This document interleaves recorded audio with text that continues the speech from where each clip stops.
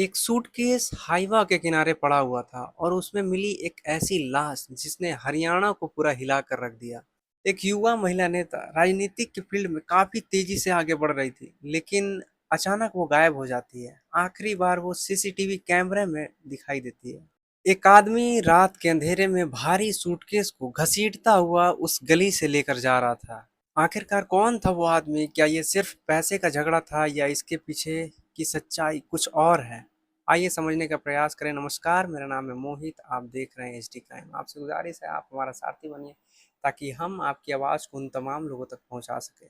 तो चलिए इस कहानी को शुरू करते हैं। हिमानी नरवाल हरियाणा की एक युवा कांग्रेस कार्यकर्ता थी। वो राजनीतिक में काफ़ी तेज़ी से आगे बढ़ रही थी और सोशल मीडिया पर उनकी पहचान धीरे-धीरे औरों से ज़्यादा पकड़ बनने लगा था। बताया ये भी जाता है कि वो भारत जोड़ो यात्रा जैसी अभियान में वो शामिल हुई थी और कई लोगों से वो जान-पहचान उनका होते रहा। और इसी दरमियान उनका सोशल मीडिया पर एक्टिव होना और लोगों से जुड़ाव होना उनको एक और आगे की ओर सिग्नल दे रहा था। लेकिन किसी ने ऐसा सोचा नहीं था कि उनकी ज़िंदगी एक ऐसे दर्दनाक तरीके से ख़त्म हो जाएगी। हिमानी अपने माँ और अपने परिवार के साथ काफ़ी करीब रहा करती थी, लेकिन घर की आर्थिक स्थिति के कारण वो राजनीतिक में पहली बार कदम रखती है। और इन सब के बावजूद हिमानी राजनीतिक में आगे बढ़ना चाहती थी। लेकिन साल 2025 में सब कुछ बदल गया। 27 फरवरी साल 2025 की रात, रोहतक का विजयनगर इलाका। पुलिस जब इस केस की जांच बढ़िया से करती है तो उनको पता चलता है कि आखिरी बार एक शख्स था जो सचिन नाम का, वो हिमानी के घर पर पहुंचा था। दोनों की मुलाकात पहले से हो चुकी थी। दोनों एक दूसरे को काफ़ी अच्छे तरह से जानते भी थे। उनकी मुलाकात दरअसल सोशल मीडिया प्लेटफॉर्म पर हुई थी। सचिन का एक दुकान था, मोबाइल शॉप का। उसमें वो मोबाइल को बनाता और मोबाइल को बेचता और उसके बाद वो अपने घर परिवार को अच्छे से चलाता। सचिन का पहले से विवाह हो चुका था, यानी कि सचिन पहले से शादीशुदा था और 2 बच्चे का बाप भी था। और उसके बाद ये सब नया कांड सामने आया। आखिरी बार हिमानी के घर सचिन पहुंचा था। जब सचिन पहुंचा तो काफ़ी देर तक बातचीत हुआ। दोनों एक साथ बैठे और पहले से उनका मुलाकात एक सोशल मीडिया के ज़रिए हो चुका था, फेसबुक के ज़रिए। और जब उनकी काफ़ी अच्छी बॉन्डिंग हो गई, बातचीत अच्छी होने लगी, तो दोनों का आना-जाना एक लगा रह गया। और उसके बाद फिर उस रात को वो हि हिमानी के कमरे में आता है और आने के बाद फिर वो पैसे के बात को लेकर काफ़ी विवाद भी होता है उन दोनों के बीच में। और उसके बाद सचिन को जब गुस्सा आता है तो मोबाइल चार्जिंग केबल के ज़रिए वो गर्दन को इतना कस के दबाता है कि उनका मतलब बेहोश वहीं पर हो जाती है। मानो तो वहीं बेहोश हो जाती है और बेहोशी के आलम में कुछ देर बाद वो मर जाती है। अब ये सोचता कि अब करे तो करे क्या, मार तो दिए। अब थोड़ा देर वहीं बैठकर सोचता रहा। अब इसे कुछ समझ में नहीं आ रहा है। फिर उसी दरमियान वो करता क्या है कि एक सूटकेस बैग था, सूटकेस में उस लड़की को भरता है। आखिरी बार वो सीसीटीवी कैमरे में दिखाई देता है और उसे घसीटते हुए, सूटकेस को घसीटते हुए उस गली में जब वो चल रहा था तो उसके कदम लड़खड़ा रहा था। कभी आगे कभी पीछे, कभी आगे कभी पीछे उसका पैर हो रहा था और पलट के वो पीछे देख भी रहा था कि कोई हमें देख रहा कि नहीं। लेकिन रात का समय था, सब अपने अपने घर में थे। और इसी दरमियान इसी का मौका का फ़ायदा उठाकर वो रात का समय चुना और उसके बाद फिर उसे सूटकेस को खींचते हुए उस गली के रास्ते लेकर जाता है। और उसके बाद वो ऐसे नहीं जाता है, वो टोटो का सहारा लेता है। टोटो अभी बड़े-बड़े शहरों में टोटो, टेम्पो ये सब जो है काफ़ी चलती है। तो रात का समय था, टोटो मिल गया एक टेम्पो।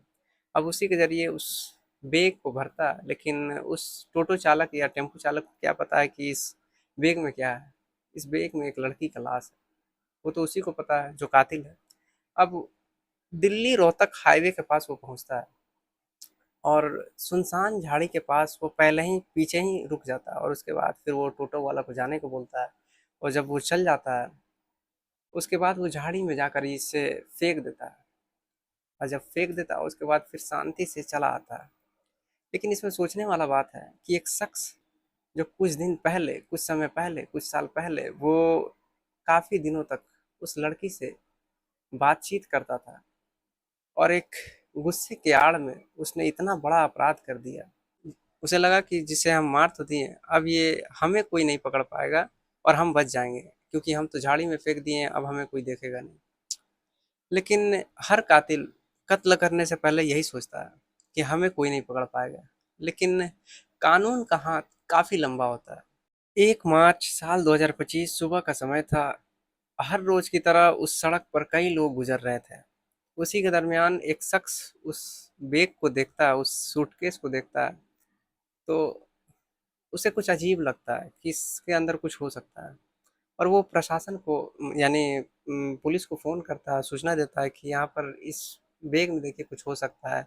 पुलिस अब उस जगह पर पहुँच जाते हैं जहाँ पर उस लड़की का बैग फेंका गया था। मतलब उसके अंदर वो लड़की ही थी और कातिल फेंक कर चला गया था। और वहाँ के स्थानीय लोग जब इसे देखते हैं तो बोलते हैं, प्रशासन को बताते हैं कि ये यहाँ बैग फेंका गया, क्योंकि उस समय दिल्ली में ये आम हो गया था बात कि मतलब उस समय ये एक ट्रेंड चल रहा था कि मतलब किसी को अगर मारना है तो सूटकेस में पैक कर दो। आज के डेट में तो ब्लू ड्रम वाला केस चल रहा है, कुकर वाला केस चलता है। तो उस समय ये काफ़ी चर्चा में था। तो उसके बाद फिर प्रशासन आई, उसके बाद उसे उस बैग को खोलती है। जब खोलती है तो उनका भी आँख फटा का फटा रह जाता है, क्योंकि उसमें एक लड़की का लाश था। अब वो पहचान करने को बोलते हैं कि आप इनमें से देखिए आपका कोई रिलेशन का है या फिर किसी को आप जानते हैं, सभी को दिखाया जाता है, लेकिन कोई उसे पहचान नहीं पाता। इसी के बीच कई लोगों को उस लाश को दिखाया जाता है कि आप देखिए, अगर आपके जान पहचान का है या आपके आस पड़ोस का है तो आप उन्हें सूचना दे दीजिए। लेकिन कोई किसी का जवाब आता नहीं है। लेकिन होता क्या है कि इसी बीच एक शख्स बोलता है कि हाँ, ये हिमानी है। हिमानी हो सकती है, और उनके घर वालों को सूचना दिया जाता है। उनके घर वाले पहले से ही आर्थिक तंगी से जूझ रहे थे। उसके बाद ये बेटी का खबर आता है तो वो भागे दौड़े उस घटना स्थल पर पहुंचते हैं। और जब पहुंचते हैं तो उनका हालत तो पहले से खराब था और भी खराब हो गया। अब उस आरोपी तक पहुंचने का काम पुलिस शुरू करती है, डिजिटल डिजिटल सबूतों के आधार पर ही, क्योंकि सीसीटीवी कैमरे का वो फुटेज, कॉल डिटेल्स सबसे पहले सचिन जो था निमानी के उस घर पहुंचता है।